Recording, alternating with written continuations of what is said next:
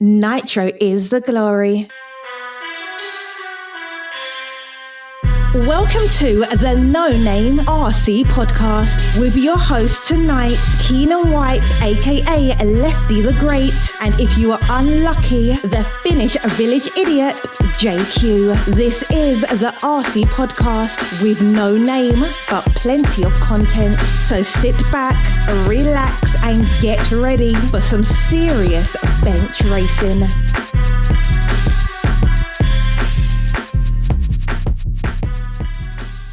Okay, what's up, everybody? Welcome to the No Name RC podcast. I'm your host, Keenan White, aka Lefty the Great.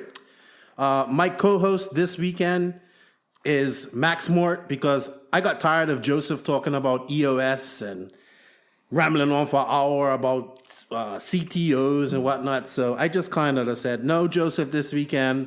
I'm tired of hearing his mouth. I'm sorry, not weekend, tonight. I'm tired of hearing his mouth. This is episode 3. So this is number 3, and welcome to Max Mort. What's up, Max? How you doing? What's up? Just chilling at home. It's late already here in Europe. Yeah. Yeah, it's like 12:20 over there, right? Yeah, 12:26. Yeah, as you guys know, I'm in the Dominican Republic, so it's 6:25 here, and it's 6 hours ahead in Finland. But before we go on, if you guys don't know Max, I'll introduce you in a little while. But I just wanted to say, I'm really thankful for everybody that's tuned into the podcast over the last week.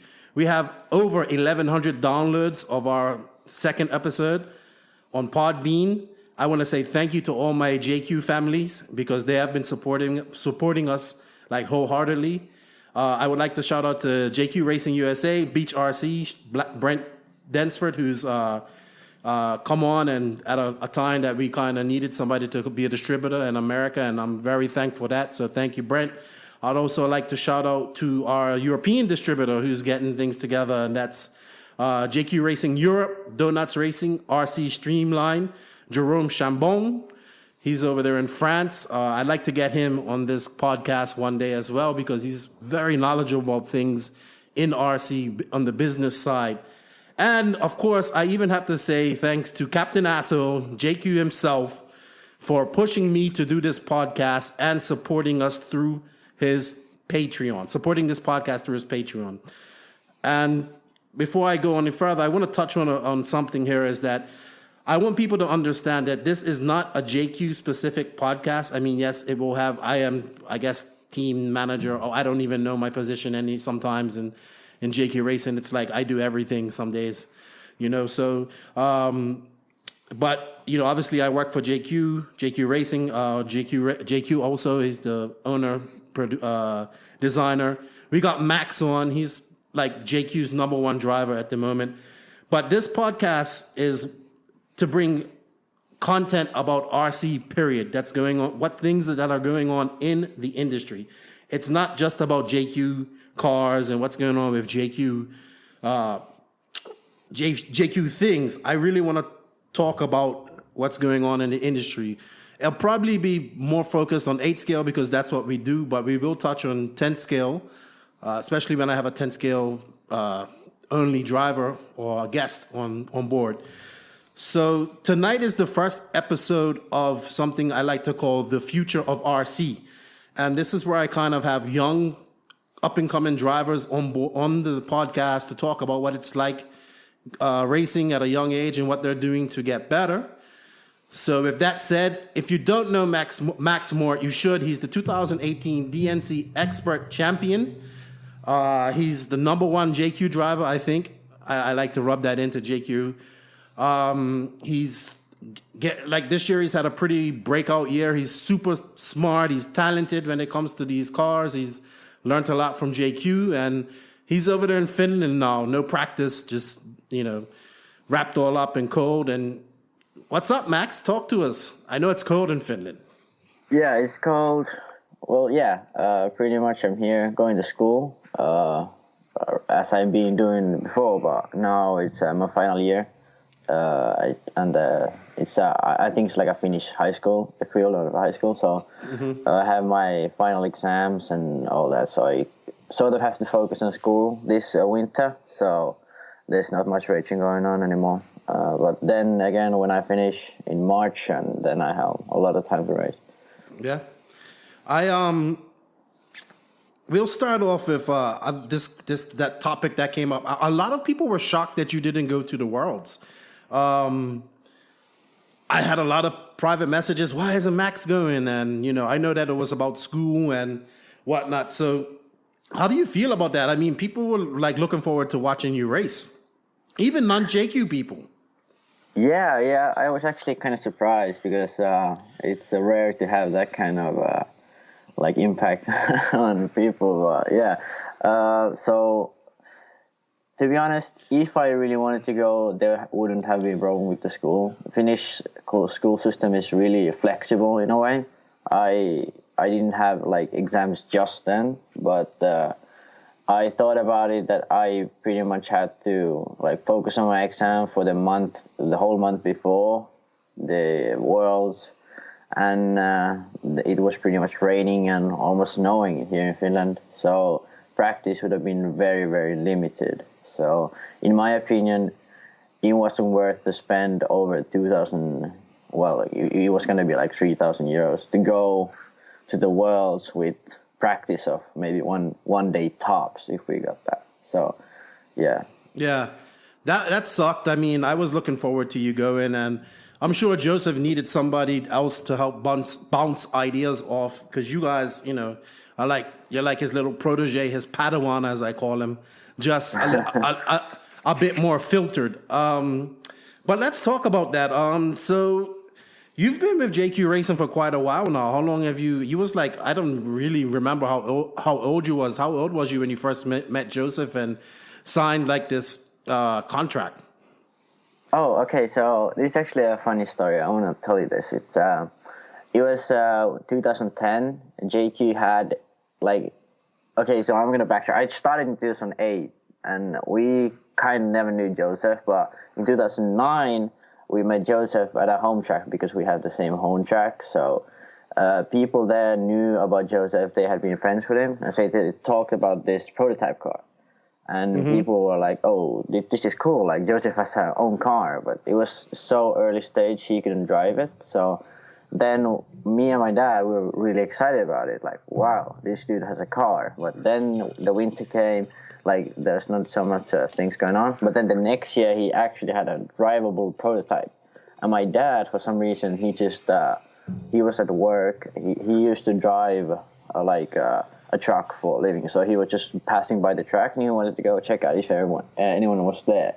So he went there. Joseph was alone there testing the car, and he talked to him for a while, and then actually that year 2010 is where I ended up driving the prototype car in Finnish races, and I think I did 2 or 3 races with JQ car, with the prototype not even released.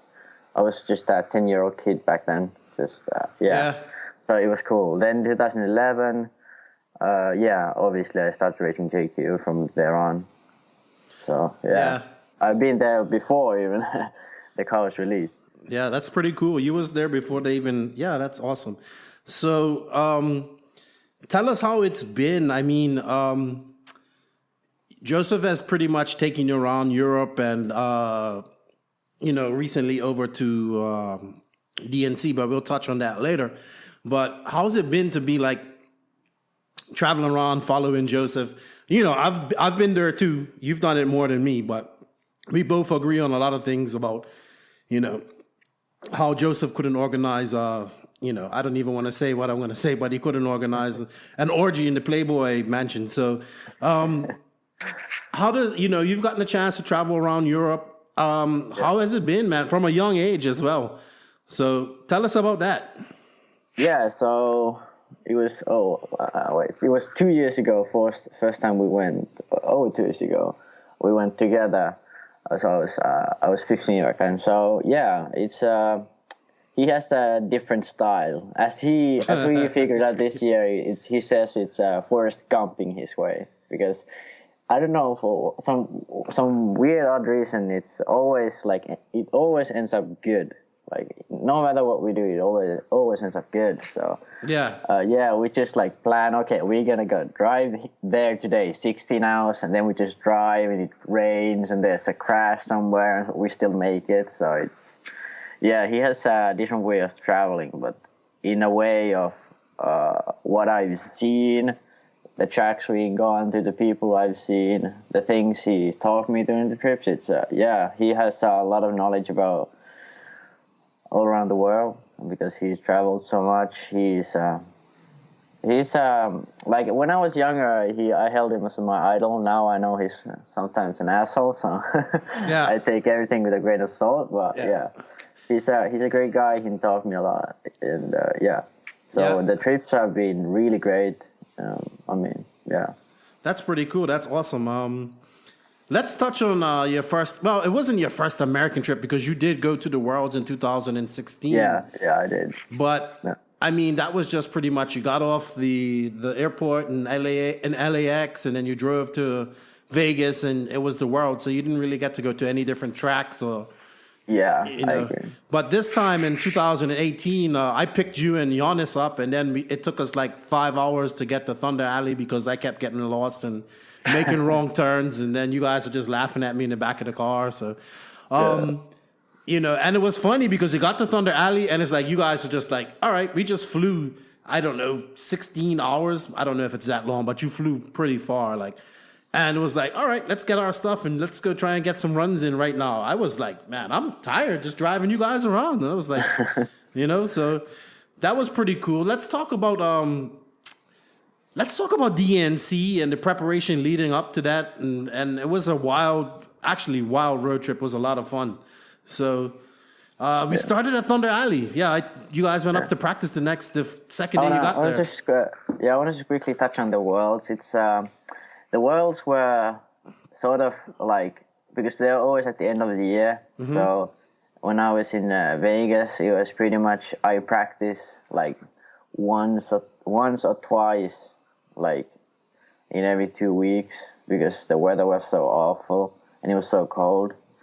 So in my opinion, the feeling back then, we even had like a prototype parts and a new car, which we didn't know how to set up yet. So the Vegas Worlds, those were sort of like, I don't know, it was a tough deal. But then, to the DNC. So. Well, hold on for a second. We can even say that, like, the Worlds wasn't even really obviously it was in America, but it wasn't an American race. It wasn't an American style track. It wasn't. It was the Worlds is run IFMAR style, like in Europe. So I wouldn't even say this was your first ever American event. DNC was. Yeah, I'd agree because it was so different, and also like, even though my preparation for DNC, which we were coming to, it wasn't that great, but the Vegas Worlds, it was more of like just going to the Worlds. So there's so little practice. It's a whole different thing going to the Worlds or going to DNC. Of course. Okay, so pretty much we start. Well, actually, we have a thing here in Finland with our friends. Me and Eunice have a thing. We do this every time we go to somewhere with the time difference. So we stay up all night. Okay. Because the difference is 10 hours, so you will have to reset your time zones. So we stay up all night. Then when the clock hits 8 in the morning, it's gonna be 10 p.m. in California, so then you can sleep. So basically, we both stayed up all night. Then I think my mom or dad took me to the airport, and then we both slept during the flights. I think it was left home like 5 a.m. We were at Thunder Rally at 5 p.m. California time, so that's like 22 hours. Yeah, 22 hours. So then we both just started wrenching, putting our engines on our cars, and we didn't race that night, but we got our cars ready for the next day when we left to Santa Barbara. Yeah. No, the next day you went back to Thunder Alley with Mike Hill. Oh yeah. And I think, but anyway, yeah. or I can't really remember, but I know the plan was to go to Santa Barbara for 2 days, and that was actually a lot of fun. An awesome track up there with Matt Harrison and those guys up. And I mean, there's a bunch of great guys there. So yeah, and that track is just like so it's in a beautiful setting. It's got that full chat berm. It's so cool, man. I love. Yeah. I think the most fun I've had on a track in a long time was actually there. You know, just having fun racing with you guys. And David was there with Terrence and his dad, and they were practicing like crazy. And it was right. Joseph said, you know, we're going up to Santa Barbara because the dirt is very similar to DNC. So yeah, and I agree. It actually was. Yeah. I really. It's the Santa Barbara is a great example of a U.S. track where it's really small in a way, but it feels really big. Yeah. Because of all the like jumps and all the elevation difference. So yeah, Santa Barbara is great. Thunder Valley is obviously great as well, but in my opinion, Santa Barbara was more of a. I think it's a more unknown track, to be honest. Yeah, I don't understand why more people don't go there. It's probably one of the best tracks in America. Yeah, I agree. I mean, well, obviously it's the location is sort of inconvenient compared to what Thunder Valley is, but yeah. Yeah, it's I agree, but I mean, still great. Go ahead. I agree. I'm sorry. Yeah, but I think so basically leading up to DNC now with the thing, it's Santa Barbara. We were there for 2 days, and then we went once to Thunder Valley. Yeah, so that's all the practice in the 6 months of leading up to DNC. Yeah. So yeah. Because you didn't practice before then, right? Yeah, I mean, I only driven 10 scale and even a little of that because our tracks were sort of like, I don't know how to put it, but yeah, our tracks were that good at that time. Yeah, and we had a blast up there, you know, in the hotel rooms, telling, you know, it was just crazy. And then we packed up the van and headed off to Phoenix. It was me and Joseph in the van, and you, Michael, and Jonas in the rental. Yeah, I mean, as you said before, we went to Vegas from LA at the Worlds, but in my opinion, it was way more like the sights and what you see going from LA or Santa Ana to Phoenix is. I mean, in my opinion, it was way more beautiful, and like you learn a lot doing that trip. Yeah. You can see so much you never thought existed before. So let's talk about DNC. I mean, we had the nice pit set up. It was me, you, Giannis, Mike, and Tony all staying in a camper. Something we'll never do again because there's too many guys in one camper. The weather was crazy. We enjoyed it with Jonas because we had the big bed. Yeah, I slept in a recliner, and you know. Yeah. But it was like it was my first DNC too, and I was just shocked by the weather. It was so cold and windy. It was crazy. So, and you guys are from Finland, and you was like always, it's so cold, and wrapped up in 20 hoodies, and you know, I was like, man, you guys are from Finland. It's always cold there. So. I had like 2 hoodies. I remember watching the truck main. We were sitting on the hay bales with the smoker. Yeah. And then when I got off, my legs were like freezing. I didn't feel my legs.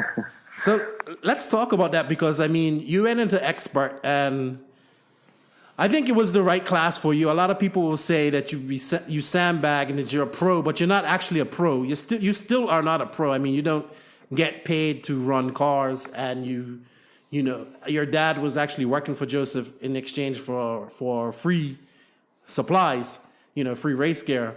But for anybody that says that you should have run pro, all I have to say is they have to look at the lap times and the guys you were racing. You know, they're like expert at DNC is unlike any other race in the world. I mean, there's some fast kids out there, some fast older guys that you raced against, and I mean, let's just talk about a little bit about qualifying because I think you TQ'd E-Buggy and was starting 3rd in Nitro Buggy. No, I TQ'd Nitro, 2nd in E-Buggy. Okay, sorry, see, I had it wrong way. Yeah. You know, Lefty always gets things confused. Yeah, but anyway, continue. So, I mean, I was like well chuffed for you. Like, I was like, man, this is so awesome. And, you know, I remember your e-buggy main started, and then I think you actually you went out to a lead, and then you blew a ESC or something, and that was it. Because there's only one, that's the sucky thing about DNZ. There's only one e-buggy main, and I think there should be at least two. But I mean, going into Nitro, I mean, Joseph had just got disqualified. It was just shit. I mean, I remember I was just like, I thought we was ruined, and you know, like everything was riding on you, man. And I just remember sitting over there in the hay bale, drinking a beer, and it was so cold, and like the hay bale after the pit entrance, and just shaking. I was so nervous. I've never been so nervous at a race. Like, it was crazy. Yeah.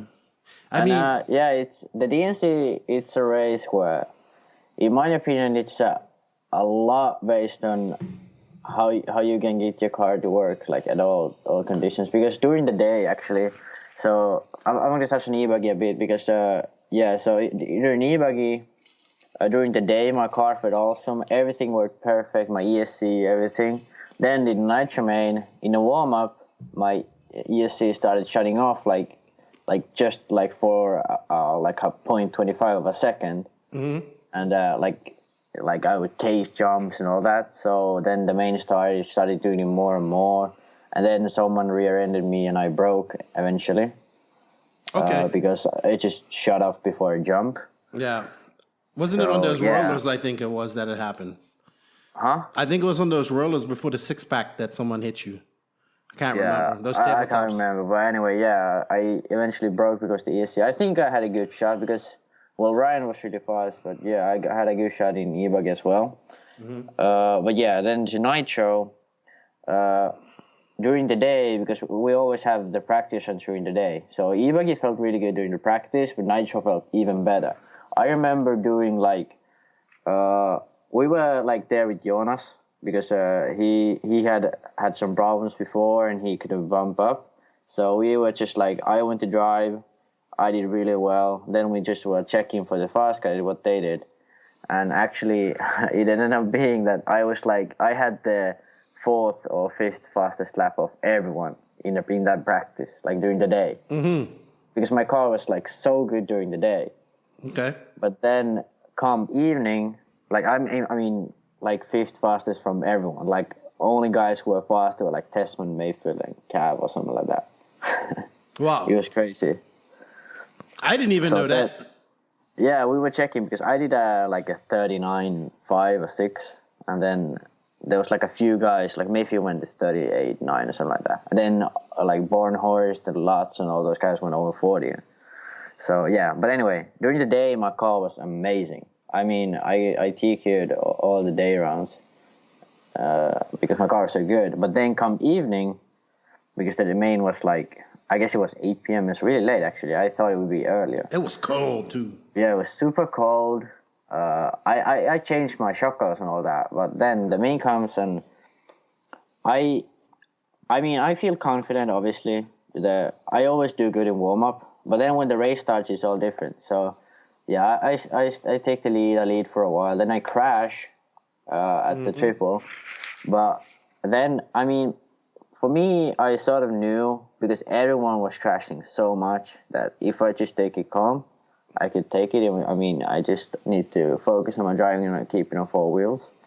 But it's so weird when you feel super good, and then when the actual race starts, it's just like you crash, and then you have like all these concerns. So, yeah, and even, I mean, that's not even that bad. But when you've driven 3 times that year, yeah, then when it starts like get into you, and you start to think like, oh shit, like what do I do now? Yeah, I mean, I think you was making up a lot of time in the 6 the triple, the 6x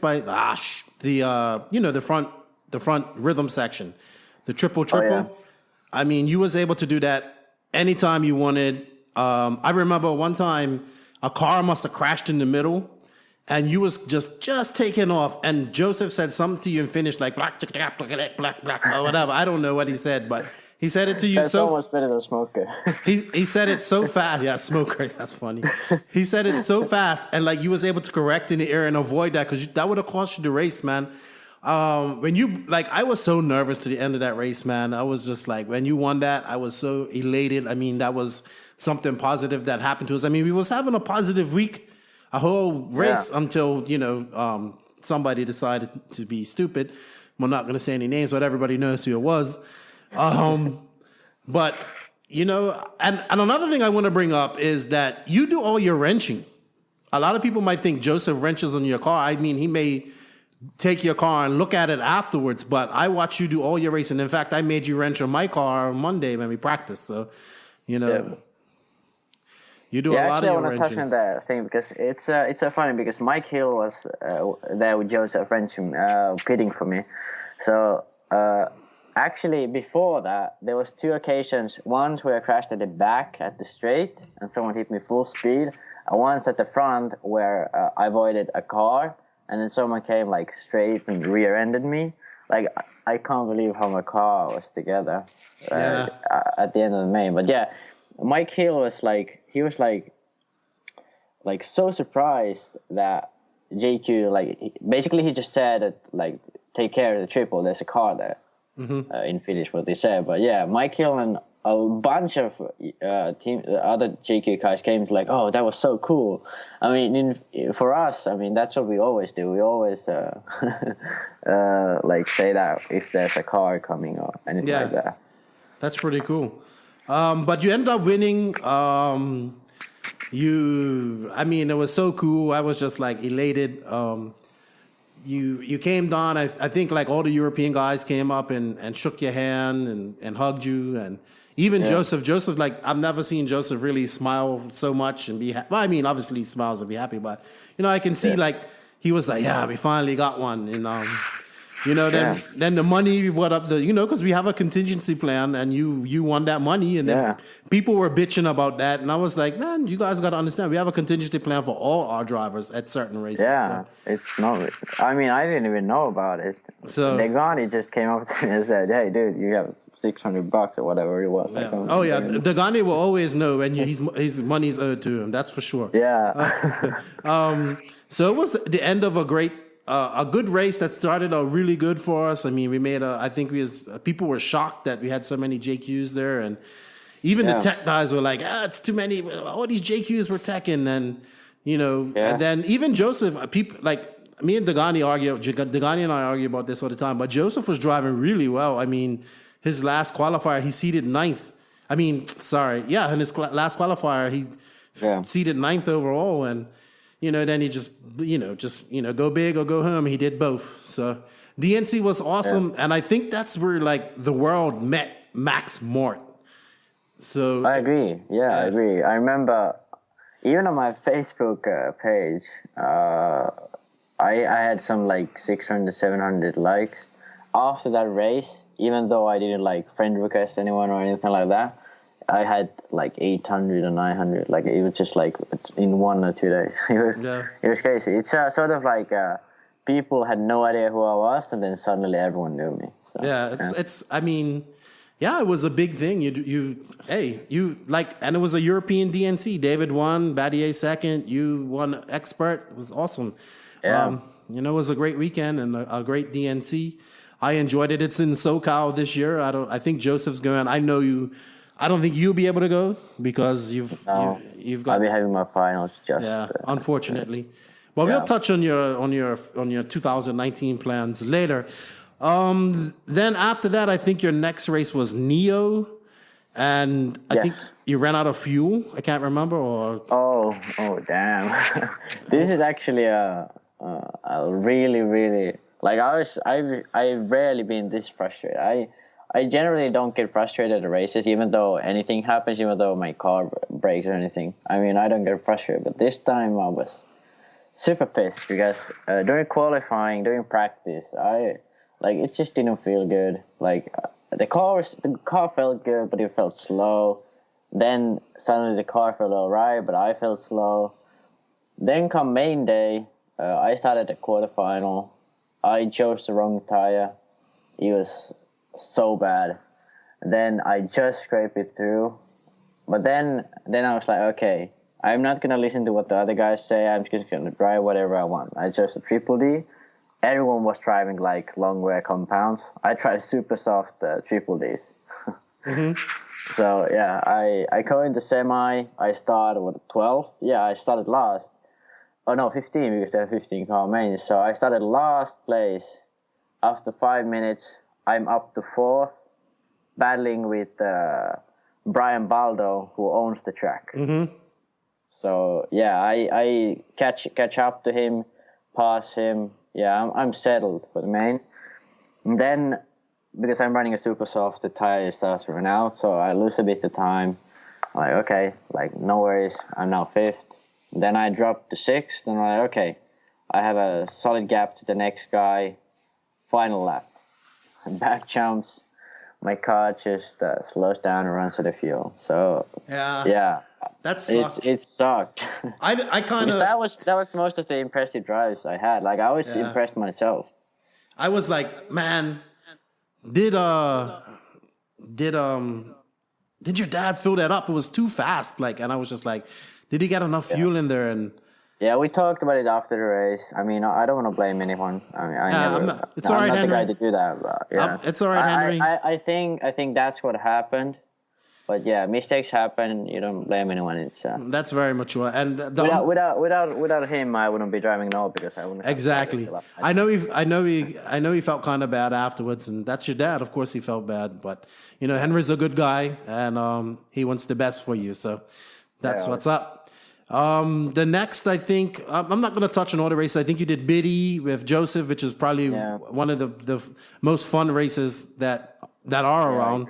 I agree. I do want to go to that one day. It looks so relaxed. It looks, if they're serving beer and got music playing, man, it's definitely a race I want to go to. So, one thing I want to say is actually I really enjoy races that have music while you drive. It's like at first you would think, oh, that's weird. Like you should focus when you drive, but actually it's really nice. It has you can focus with the music on you. It creates a great atmosphere at the track. So yeah, I suggest that to other races as well. And then the Euros was in Portugal and was at altitude, and it was so close for you as well, man. You had I can't remember where you finished, but I mean, I was rooting for you, and you had one. I don't know, but that's just racing, and you know, I think you and Joseph were just having issues with the altitude there, and not just you, but a lot of people were, and you know, so I mean, that week started off awful. I mean, I was the second to last Finn after practice. And there's Finnish guys who started racing 8-scale this year. So, yeah, that pretty much tells how bad I did after practice. But yeah, first qualifier sucked, and then I don't know what happened. I switched tire, I went to my basic setup, and then started just doing good. I finished, I think I was like 17th, 14th, top 15, but around 15th at every qualifier run. I qualified in the quarter, and then I bumped to the semi. That's basically, but it was crazy because I was like I sucked at the practice. It was so bad. Yeah. Where are the Euros next year? It's at Ongaro. Ongaro ring. Okay. And it's at Chile. Yeah, that's cool. So moving on, I don't think you've had any really big races since then. Maybe some races in Finland and whatnot.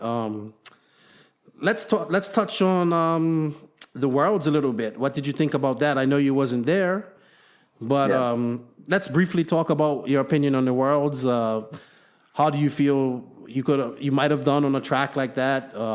If you want, we can touch on a little bit of the drama that happened afterwards. How you think Joseph made out, being as he decided not to take the extra 3 days of practice. Yeah, well, I think, starting with Joseph, I think he's actually the one to do that because I never see him get better when the race goes on. It rarely happens. He always is the best at the first practice, or then he sucks and slowly picks it up. Like there's two different occasions. either he's almost at his level doing the first practice and he picks it up a bit, or then he completely sucks and then at the end he's at what he should be. Mm-hmm. So the Worlds was pretty much what I said first, which is he started out where he should be and then he just kept it there. That's funny. Yeah. But I mean, I've been to so many races with him, and I always see this. He either sucks at the start, and then he's all right, and then he stays that way. So, okay. What did you think about the actual track and the people that? I mean, you wasn't there, but I'm sure you've talked to people about it. How did the track look? Just give me your general impressions about it. Yeah. I always follow every single World Championship. I really like to see what the races do, even though like other races that aren't the Worlds or anything like that. But I always pay attention. So the track looked all right. So what I'm thinking right now. So yeah, I sort of like the track. In my opinion, it was. I don't know how tracks in Australia usually are, but it was really sort of American style, in my opinion. Like when I think of tracks I've been on, the track that most resembles that one is the one at Vegas, even though that wasn't so American. But yeah, those two are really, really similar, in my opinion. I don't know about the grip level because I wasn't there, but clearly there was way more traction and way more tire degradation as well. Mm-hmm. So yeah, those two. I mean, that I think that alone, the tire degradation would have made for an interesting track with the layout that it is, because usually that type of layout is mostly on a really slick surface. I mean, what comes to mind is Thunder Rally or the one at Vegas. Even though Thunder Rally sometimes has grip, but when they watered it didn't. So yeah, but I mean, the track looked alright. I never liked the watering thing because it was so clear there were differences. Like there's no debating that the watering made a difference. Because I mean, I pay attention to results. I can see the runs. Ongaro started out with 34s, like high 34s, ended up with low 33s. On his one run that was on a wet track. Mm-hmm. So that, I mean, I think if that doesn't explain it, it's either Ongaro just like suddenly turns up in the middle of his race, or then the water track is lower at the beginning. So. Hey, Max, real quick, I think your mic's rubbing somewhere. Just check it. All right. Yeah. All right, sounds better. Yeah. But yeah, I mean, the water, I wasn't a fan of the watering, even though I wasn't there. I can't say for myself, but I think the watering is never a good and fair solution, in my opinion. Apart from that, I think the organization did a great job, actually. The live stream was great. I like that. Yeah, I mean, I'm not that bummed out that I missed out because the Worlds is such a coin toss every time you go there. Like, if you get the good hits, you are fine. But if you don't, it's really difficult. So yeah. But I think you could have beat Joseph for sure. That's all I wanted you to do is beat Joseph. That's that's all. Whenever you and Joseph are racing somewhere, I just want you to beat him. You know, that's all I want to happen. Yeah, actually, this year is the first time I've actually beat him a bunch of times. I've been faster than him almost every race I've been to this year. So yeah. Awesome. What about your picks? Who did you have as your top 3, top 5? Who did you think was going to win, honestly? Okay, so I think I picked Ongaro. I'm pretty sure I picked Ongaro. I think what I said was that if Ronnefuck is leading at the 15-minute mark, he's going to win. But obviously he crashed during the second lap, so he didn't. But then I said, in my opinion, Ongaro is the most. So I think I said Ongaro. Ronnefuck wins if he's first at the 15-minute mark. He wasn't, so he didn't win. I said Battier was good if his tires were good. I don't know if his tires were bad or if he was off with his other stuff, but he didn't perform the level I would expect him to. Right. Mayfield did what he always does. Like, I don't know what it is about him, but when it's the world, he can never dominate. Like it's so weird. He just always. Well, obviously he won the 10 scale awards now, but like it's always like he's just about there, but not quite enough. Yeah. I mean, that's what I've come to conclusion in the 10 years I've followed pro racing. So I mean, he did pretty good. I mean, he was there the first part of the race with Ongaro, and then it was just I think Ongaro just pulled away, and that was it. Yeah.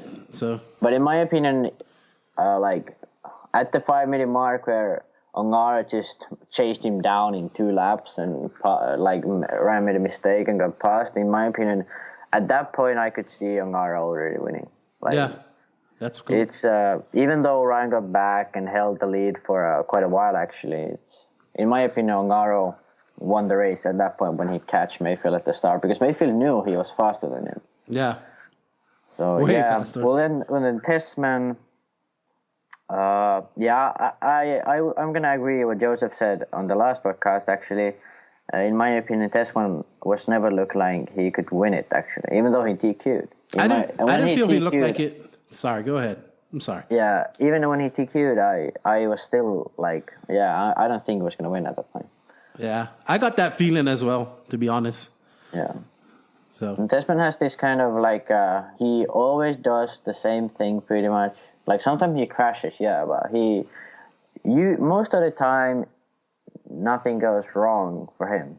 Like he's not gonna lose a wheel nut like Ungaro, or break an arm and then break a globe block the next run like Ron Falk did.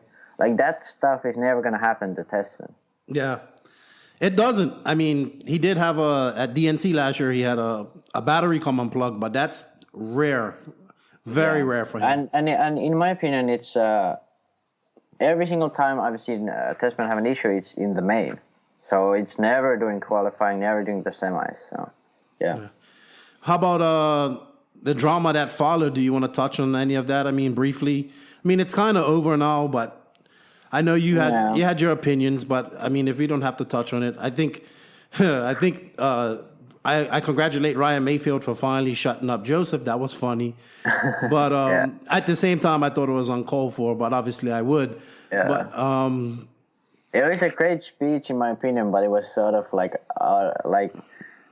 even with the context, now that I don't know who it was, someone posted a video with what Joseph said, it felt really off, in my opinion. But it was a funny speech, in my opinion. But there's so many other circumstances it would be way funnier to input. But I guess he was drunk or something.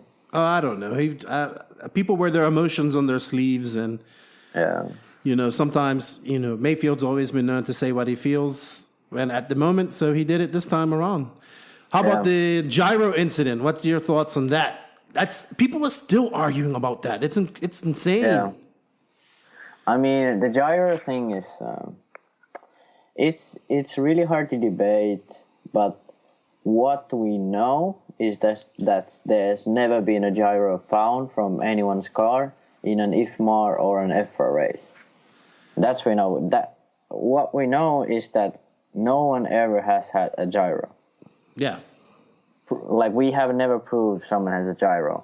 And people say, oh, everyone runs a gyro at Padova. Well, show it. Show a picture where someone has a gyro at Padova. I never seen a picture where someone has a gyro at Padova. I believe there's people running gyros at Padova, and I believe there's people running gyros in Italy as well, because it's not forbidden in the rule. Mm-hmm. So, but in my opinion, until we actually prove someone has a gyro, it's in my opinion pointless to point fingers at someone who clearly has proved himself.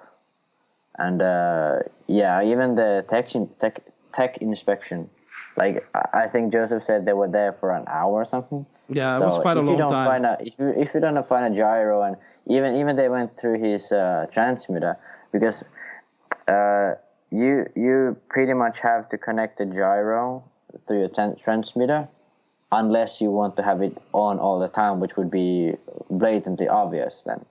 Yeah, I don't know. It sucks because I feel that the kid is definitely fast. I understand where the gyro accusations are coming from, but my thing is, you haven't caught him yet. When do you stop? Now, if he comes to DNC this year, and are you going to strip his car again, and because of this, and it's got to stop sometime, and just admit that this kid's fast and he can drive and he puts in the work. And hey, I don't know, but it's like beating a dead horse. It's like talking about EOS and the 2 passes for an hour, like somebody did the other day. Anything else you want to talk about in the Worlds while we're here? Not really. I mean, yeah, the Worlds were great, I think. I mean, the main wasn't that great, but yeah, the Worlds were all right. I think one guy I was really surprised for was Naoto. I mean, he's probably my favorite driver. Yeah, that's your favorite driver. Come on, he's on your WhatsApp profile. Oh yeah, it actually is. But yeah, he's I was surprised he did so well. Yeah, I like his style. So yeah. Okay, now off of the races, something I wanted to talk to you about, and I've said this to you before. I feel that you're definitely talented and a fast young driver who also knows setup. I've watched you wrench with JQ. I mean, when I have a question, I ask you to help other people. I've told you this before. I don't think you're as talented as maybe an Ongaro, a Berton, or these guys that are at your age group, I would say. But they also get to practice more. And I think they have people to work on their cars. They're like, Ongaro has a mechanic, his dad, and this other guy. I'm pretty sure Berton does as well. And these young guys have mechanics. I think where you shine is you have the overall package. I mean, you have setup knowledge. You know how to wrench. I think if you actually lived in a warmer climate where you can practice more, you'd be just as fast as these guys. And that counts for a lot. So, I mean, how do you feel about that? Yeah, thanks for that compliment. Well, it's like a compliment, but also kind of like my opinion on what Yeah. All right, but yeah, it's so basically when I was I think I was like 12 or something. No, I was 14.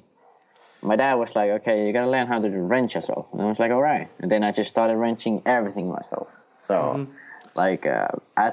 since 2014, I've learned to do everything myself. I'm sort of like a perfectionist in a way. Like I don't know, people use that word very often, but I think I'm pretty much that. But yeah, so I wanna learn everything about what I'm doing. So that's why I've been really interested in the setup. That's why Joseph has helped me so much. Because when I'm driving, I want to know why the car does this thing. So, for example, now when I've spent so much time with him, he has explained me these things. I do my own test as well. I don't just listen to him, but all these things like add up together to what I feel now. For example, with tires, I feel like, for example, Joseph is really bad with the making tire choices. So most races, I practice obviously with a bunch of different tires, and I know the feeling of every single thread, and I know what a different compound does. So, for example, at Neo, as I said before, when like the obvious choice would have been detox, then the track was polished. People always drive detox when the track is polished. I knew before I've driven with a small pin on a polished track, and it has always been the best, like a soft compound and a small pin. Like everyone was looking at me weird, my dad, and was like, what are you doing? Like, don't put that tire in. But yeah, I knew what I was going for, and it actually worked. And I made these things for a while now, like all these, like I know, for example, at DNC, everyone's driving Cosmos, the new tire, and I knew that it didn't fit my driving style, so I just went with the Triple D. And then in terms of setup, I know how I drive the car, and I know how Joseph drives the car because I can see him drive at the track, and when he makes a setup change, I can see that he does it well, if he does it for his driving style or because our both car is not good. So I can see like, okay, so for example, at BT, I went for a thicker rear diff, and then I went for a thicker rear sway bar. Well, he opted to go for the same sway bar, the same diff, but then have a lower toe. So, for example, I knew I wasn't going to do any better with low toe because that's not the way I drive.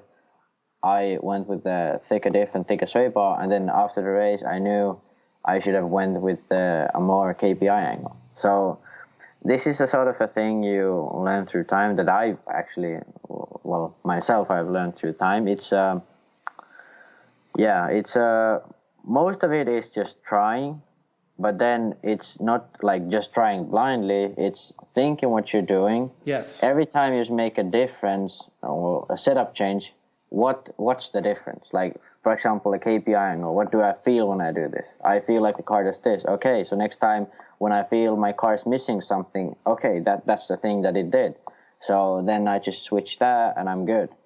So, I mean, for example, in Finland, there's, I don't know why, but people really, really like to switch the setup every single round. Well, what I want to do is I want to get used to the track. Even though my car isn't perfect, I want to get used to the track. I want to find a good set of tires. And then I'll change something when I'm 100% sure that's the thing I want to do. So yeah, that's pretty much small things. Of what I've learned. Small things. A lot of people make that mistake and change a whole bunch of crap, and then they don't know where they went wrong.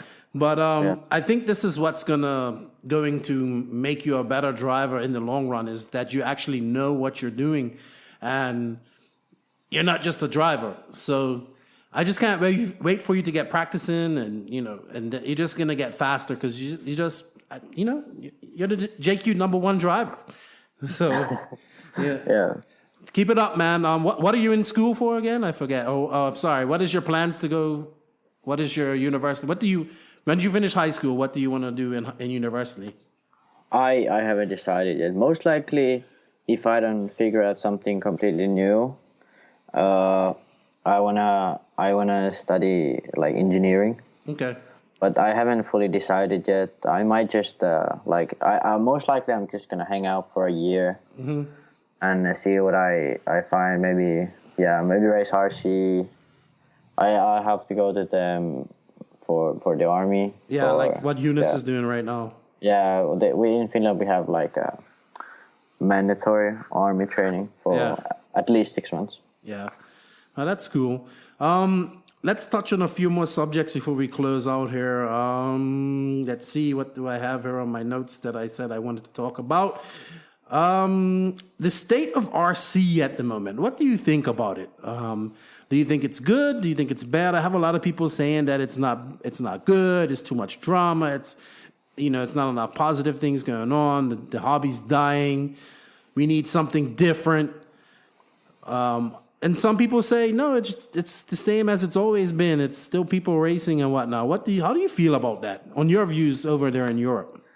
Well, I'm going to be philosophical here, but since time, like even Archimedes said that the youth are ruining our world.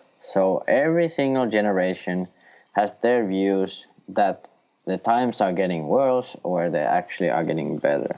So I think the same thing is happening with RC. I mean, I agree some things are getting worse. Everyone's a sponsored driver, everyone's submitting their resumes or whatever they do in the States, I don't know. But yeah, so there's things that are worse, but actually when we are going to look at this in 10 years, everyone's going to be like, all right, yeah, it wasn't that bad. Yeah, I feel that way too.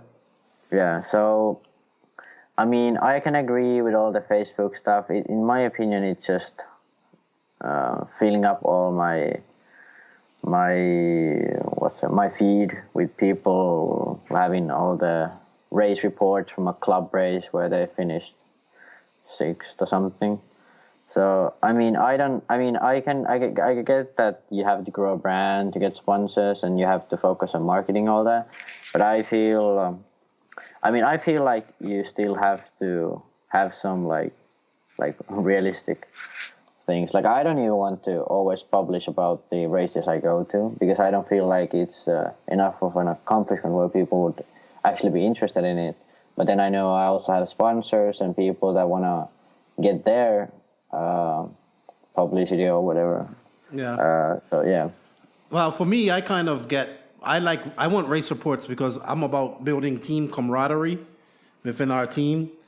So that's Yeah, why I can see that. I'm always about race reports because I believe in everybody matters on our team, but I get that.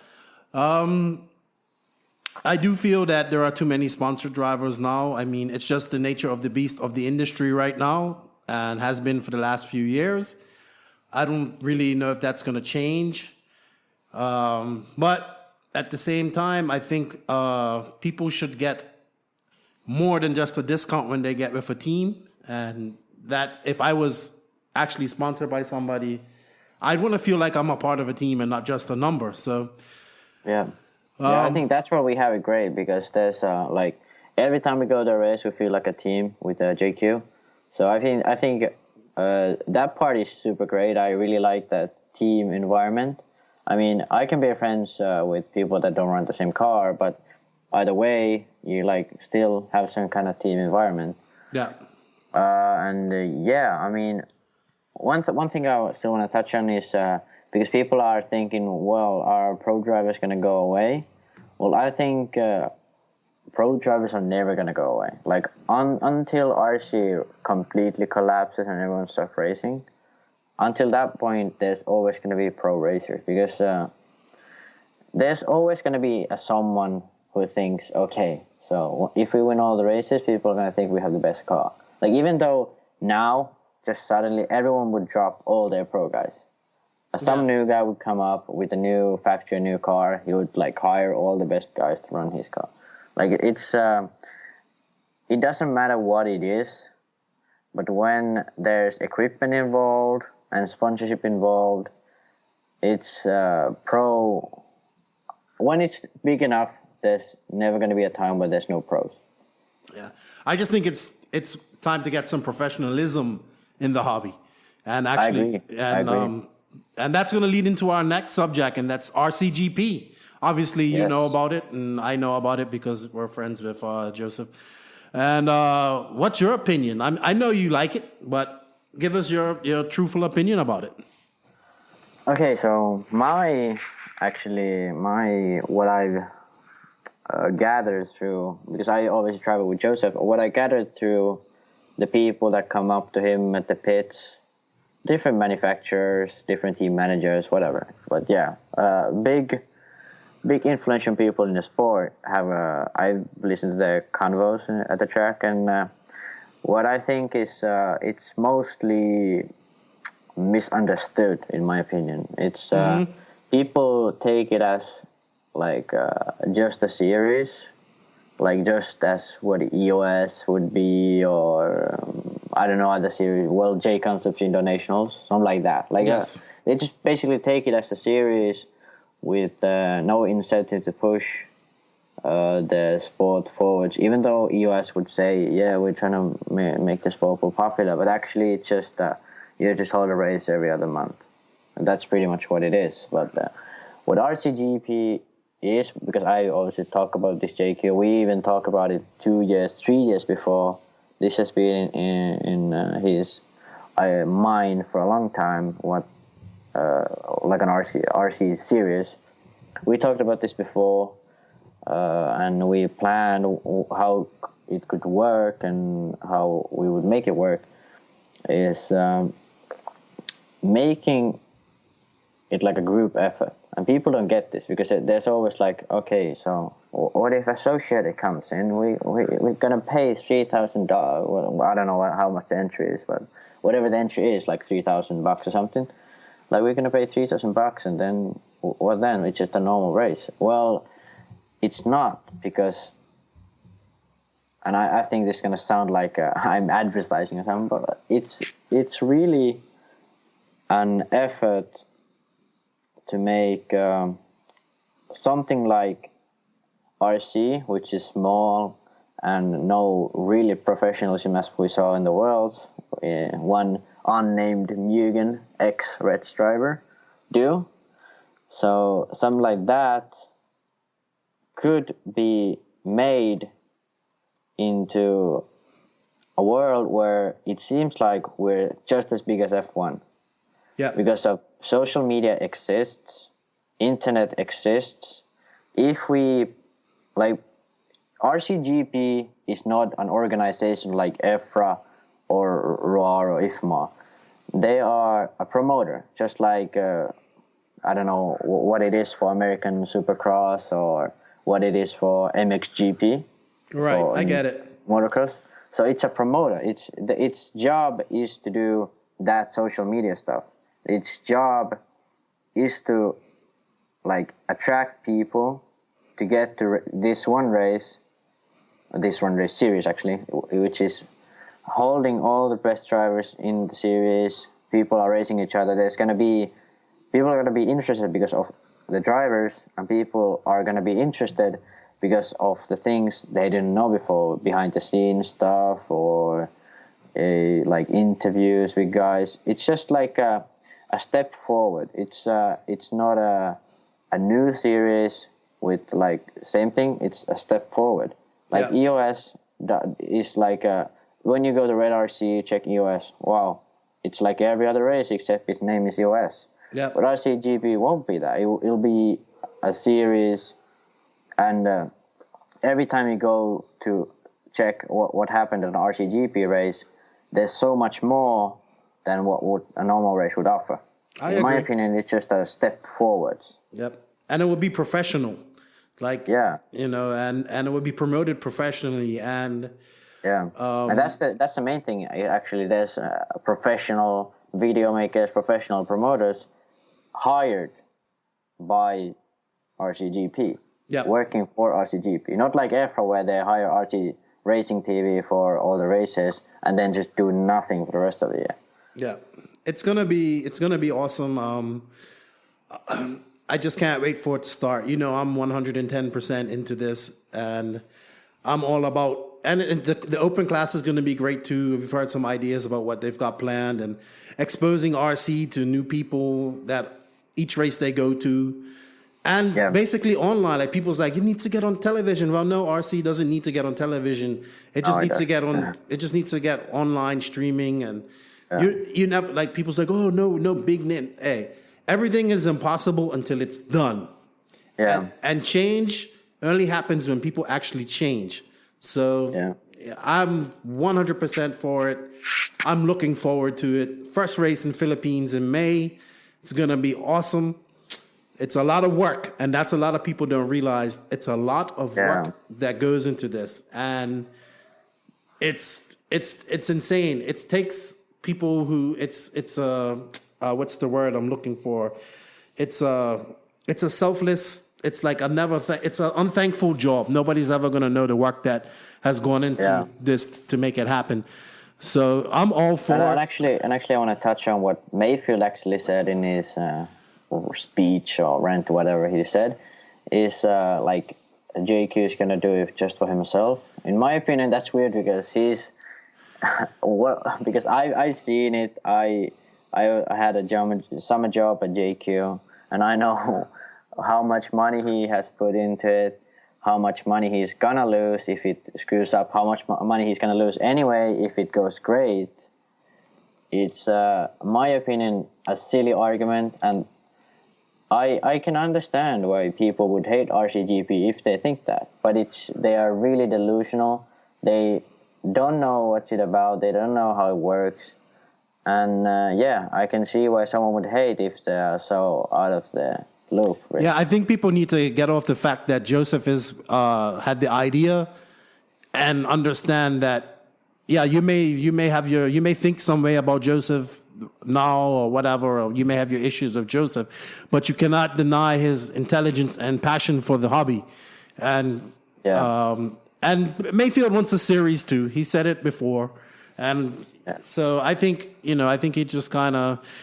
My mom used to say, "You bite your nose off to spite your face." So, that's how it goes. Let's touch on. We have a couple of we have a couple of questions from some of our viewers in the No Name RC podcast. We're on an hour now. We was going to keep this short. We're not going to drone on for 2 hours like Joseph did the other day. It's been exciting for sure. Let's touch on your plans for next year, and then we'll answer. It's about 6 or 7 questions we have here. All right. Okay. So next year, well, my finals start in February. I'm not gonna race until March when my finals end. So it's end of March actually. So pretty much in April next year is the next time I'm gonna properly race again. Hopefully, it's gonna be on the East Coast. Yeah, that's what we've been talking about. I mean, I hope I get to go to the US for practice. Maybe even go to PNB. Yeah. I followed race for many years. It'd be a great race. Yeah, I've heard good things about it now. Recently, they've made lots of improvements of what it was before. And I think the layouts have been great. They haven't been as psycho as they were before. Yeah. So I like that a bit more. So then, obviously I'm going to race the Euros. I don't know about the BT contest. I would really like to go again. It's a great race. So yeah, first time in my life actually I'm completely free of the March. So I can do whatever I can, whatever I can afford. Well, I think, we talk about this a lot, and I think the best thing for you would be come over to North Carolina over there and hang out with Mike Hill, and there's a bunch of tracks 2-3 hours away from him, and they're always racing, and spend a month there on the East Coast just racing and do PMB. It's a great race. I did it this year. It's pretty amazing. I mean, they're going back to 24-hour practice this year, I believe, but it's going to be great. Yeah. I think that's a great race for you. There's some really cool tracks on the East Coast that are close to Mike, SMB, Badlands, Bobby Moore's new track, the WCRC track. And I think that's a good plan because, America needs to see some more of Max Mort, Yeah, I agree. And but I'm thinking next year I'm just going to practice a lot, focus on improving my driving, improving the car for the Worlds in actually Europe in Redovan in 2020. Yeah. Well, let's get on some of these questions. There's just a few here on our page. First one's from Kenny P, Kenneth Pope, Truggy with a question mark. Oh yeah. Because you're supposed to be designing the Truggy. So for people who don't know, it's during the summer I said I was designing a Truggy. It's kind of in how can I say? It's limbo. Kind of frozen at the moment. Limbo is the word I would use. Yeah, limbo. Okay, that's a good word because I actually have a lot of parts designed for it. Mostly, it's just a question of JQ Racing don't have the funds to make a Truggy just now. Yes. So it's expensive. It's really expensive to make a new car, but actually, if I have to talk with Joseph next year. So next summer maybe we could have a prototype. We could try, see if it works, see if there's actually enough people wanting it that we could afford making it, something like that. But I mean, molds cost money, dude. Yeah, it's just really down to money, and I mean I like draw on most of the parts. I just have to draw the chassis. That's about it. Yeah. TJ Pollard says e-Truggy, so we'll just leave that with. E-Truggy is never gonna happen. Yeah, I don't see that happening. Even though we make a Truggy, we're never gonna make an e-Truggy. Well, if we ever do make, Joseph said, he went from "I'll never ever make a Truggy" to "I hope Truggy dies so I don't have to make one." So anything can happen. But I mean, even I'm saying we're never gonna make an e-Truggy. So somebody will come up with a conversion. And I'm optimistic as hell. So.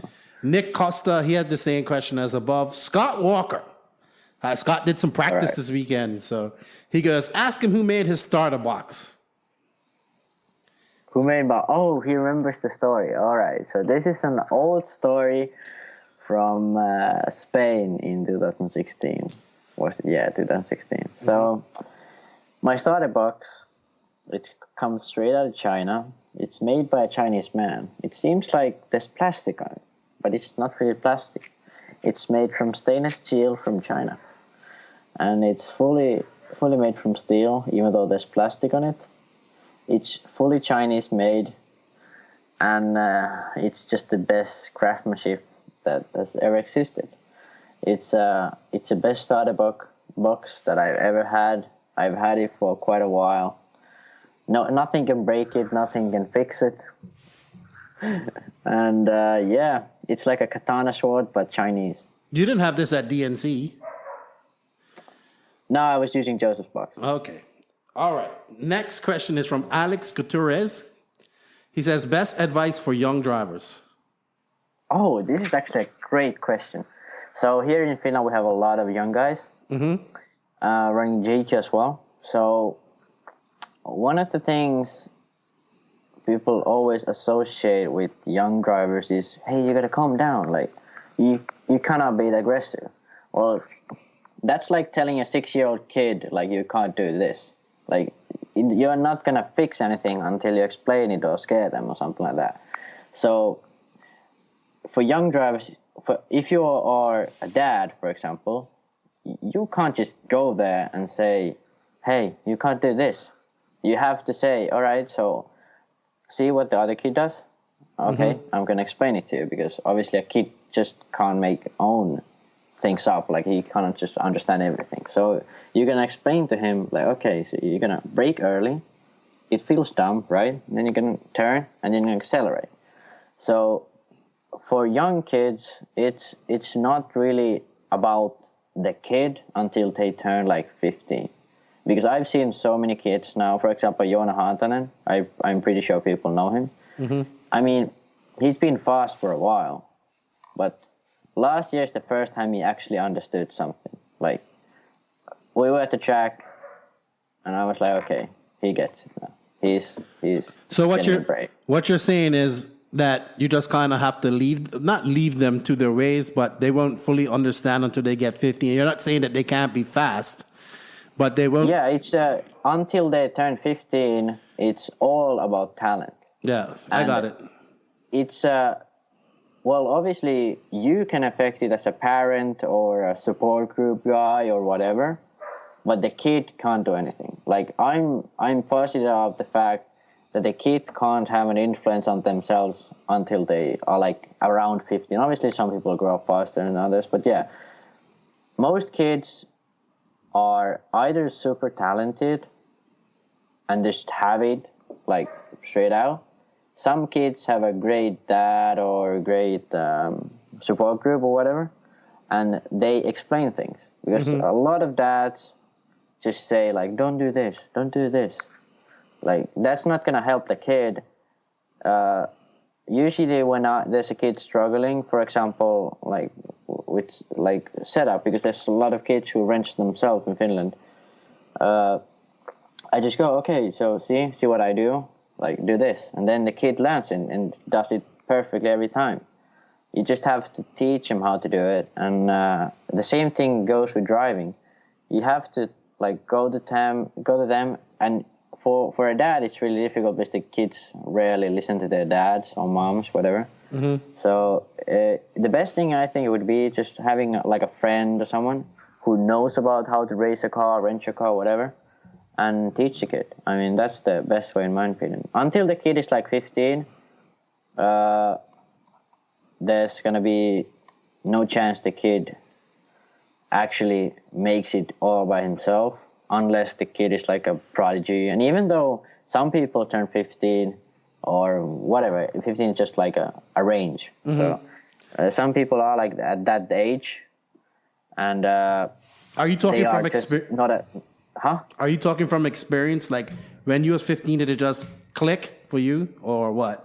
Yeah, actually, yes. It's a thing that when you're a kid, you think you know stuff, But until at a certain age, then you start, okay, now I know what I'm doing. Like then it just starts to build up and build up and build up, and then you actually know that you're somewhat there. Obviously, I'm not saying I know everything. Obviously, Joseph knows better than what I do, but now I can compare what I know to what Joseph knows. Okay. Some stuff like that. But before, it was just like me guessing, basically. And same thing with, for example, Joona and other Finnish guy Pekko. You can just see when they start to get it. You can just see when they start to think about it. Even though Joona is way faster than me, and I can see he's a way better driver all around. It just at some point you can just see when they grow up enough and they can do it by themselves. But younger than that, it just most comes down to what the support group is like. Yeah, and Pekko made his first A main at EOS this weekend, so congratulations to Pekko. And Pekko is a guy as well who does all his wrenching by himself. I don't know if his dad was even at the EOS now. He's a great example of what I just said. When you become a certain age, you just start to get things together. If you are talented enough, if you are smart enough. I mean, if you're a dumb kid, then there's no helping you. I'm sorry. And Pekko's like a fifth scale Euro champion or something as well, right? Or he TQ'd, he was second this year. Okay. But yeah, he's not the champ, but yeah, he's still fifth scale is what his dad started him out with. But yeah, he's now really in the 10th scale. He's running for Schumacher. He has a good deal with them, and yeah, he's really liking 10th scale. Hopefully he gets on and races his JQ cars sometime next year. That would be great. Yeah, he was actually at Neo. It was his first ever 8-scale race. Well, his first ever 8-scale race was last year, but first ever race with JQ. Mm-hmm.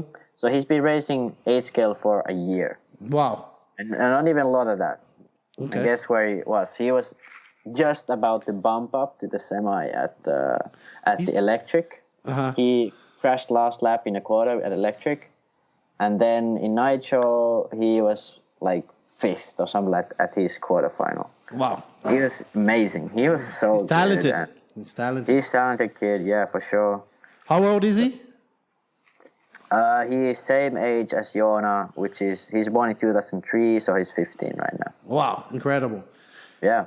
Next question is from Jeff Miles. He says, same setup, same car, same radio, same everything. What separates driver A, pro driver, from driver B, local fast guy? Or in other words, what separates the super fast guys from the rest of us? Is it being on the throttle more, driving it in deeper and braking harder? Is it the ability to put it exactly where it needs to be lap after lap? Hashtag Ginger Crusader, because this guy's got like fire red hair. I met him in North Carolina. All right. These are actually great questions. This one's gonna take a while as well. So yeah, I mean, obviously I'm not a super fast guy. I mean, yeah, I'm all right, but compared to, okay, so I'm gonna say this. It's at the Euros, at the Worlds, at any single race you go, there will be 1, 2, 3, 4 guys. Like there's gonna be 4 to 1 guys who are at their own level. Those guys are actually going for the win. Then there's gonna be guys from 5 to all the way up to whatever 20. Right. Those guys are like going like.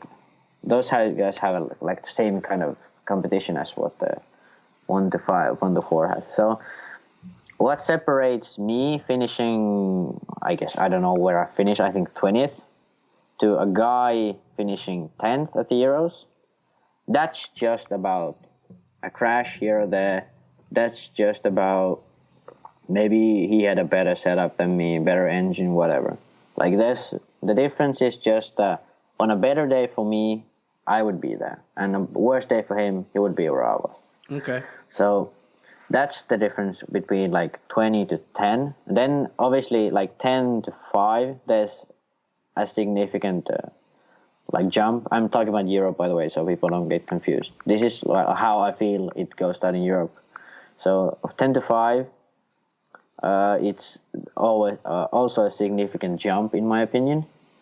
And then the most significant jump is like from 5 to 4 in my opinion. It's 5 to 1, you mean? Yeah, 5 to 1. But anyway, like the fourth fastest guy is usually as fast as the fastest one. So Right, okay. what I mean by this is, I think it works at almost every race. For example, in Finland, there was last Finnish National. I was like I don't know, almost a second a lap faster than the guy in third. But I was 1/10 faster than the guy in second. And the guy in third was a 10th or 2 faster than the guy in sixth.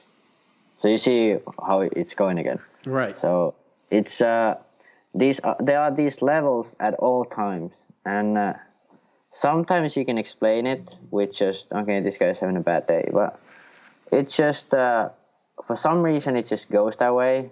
I bet someone in mathematics has counted this in racing.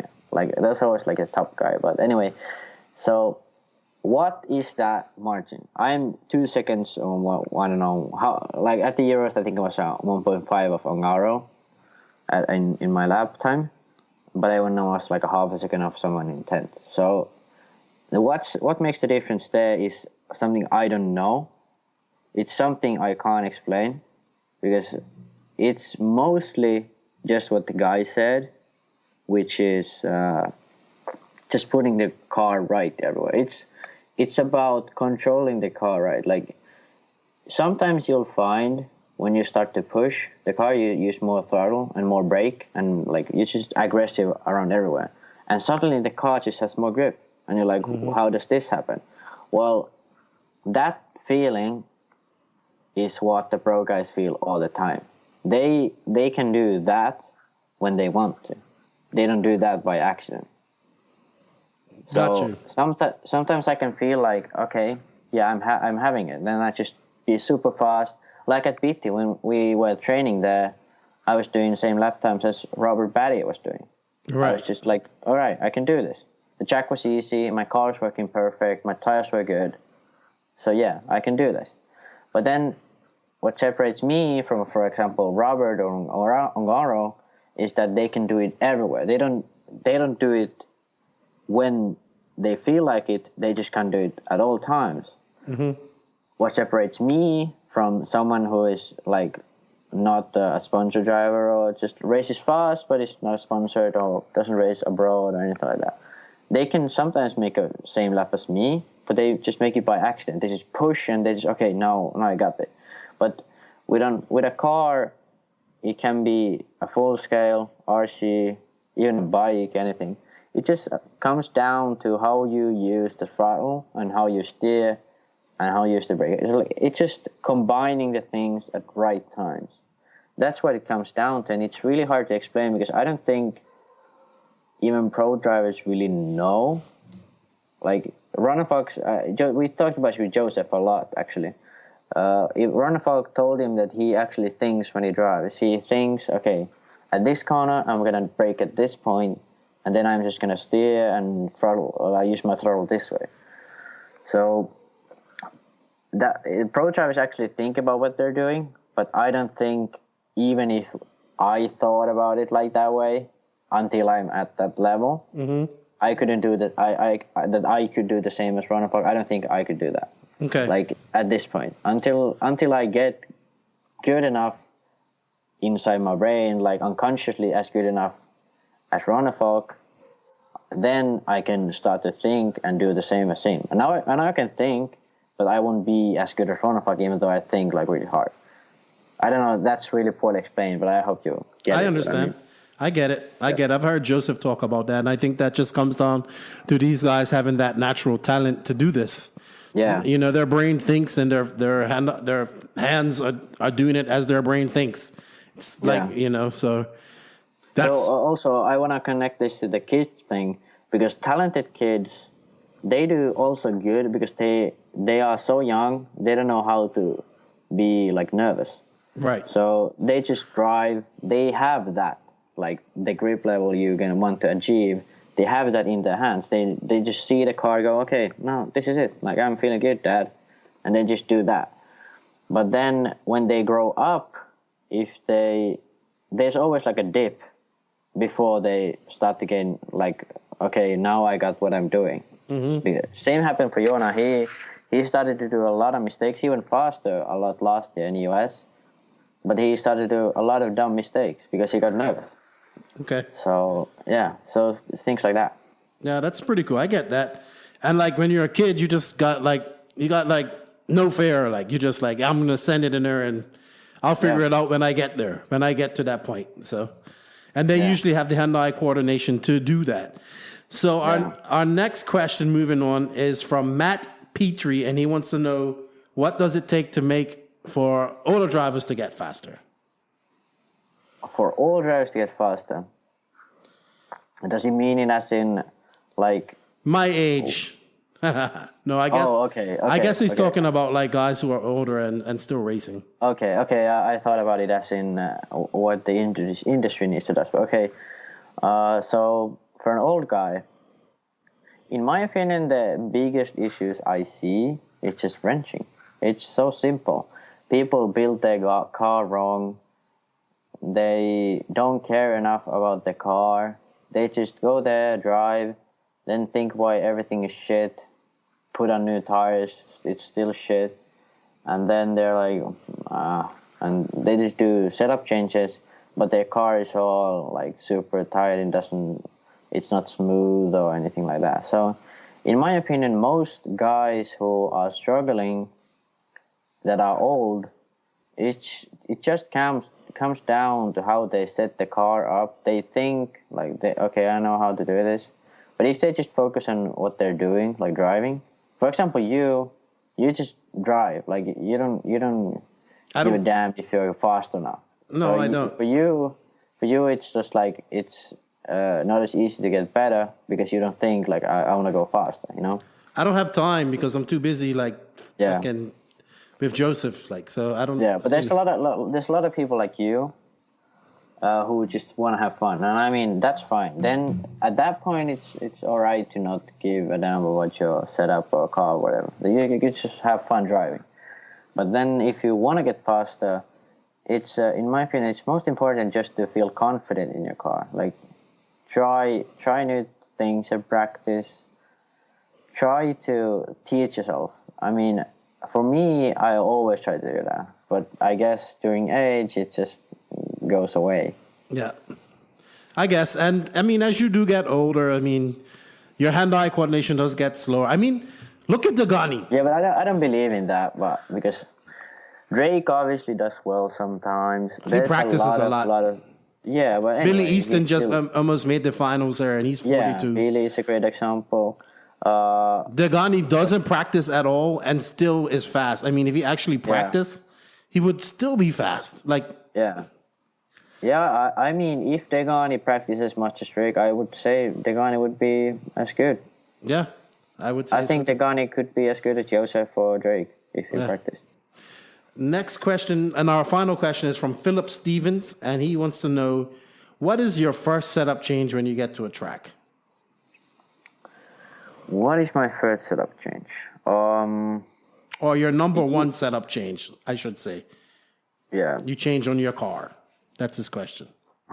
That's a difficult one, actually. There's so many little things that I just feel. I'm thinking about like last races, but I never change anything. Yeah.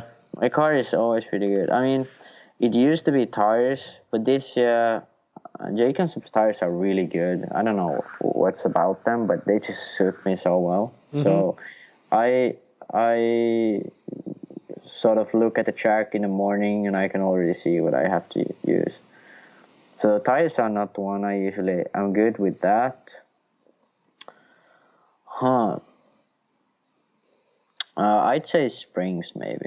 Yeah. I think springs is like because for example, if I'm going to track like, well, everyone knows what the beta track's like. It's sort of, it's medium grip.